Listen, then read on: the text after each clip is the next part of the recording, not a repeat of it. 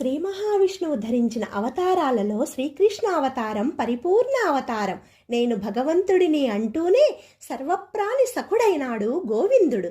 దేవకీ వసుదేవులు దేవతలు, మేనమామ కంసుడు రాక్షస అంశ, అర్జునుడు నరుడు, జాంబవంతుడు భల్లూకం, కరుణించిన కాళీయుడు పాము, గోవులు గోపాంగనలు సరేసరి, ఇలా దేవ దానవ మానవ పశుపక్షాదులతో స్నేహ బాంధవ్యాన్ని సాగించాడు శ్రీహరి. శ్రీకృష్ణుడు లీలామానుష విగ్రహుడు.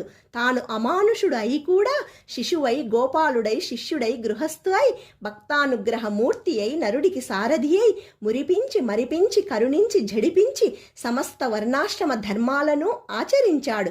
నరుడికి సారథి అయి దుష్ట శిక్షణ శిష్టరక్షణ చేసి మానవుల నుదిటి గీతను చాటి భగవద్గీతను లోకానికి అందించి గీతాచార్యుడైనాడు.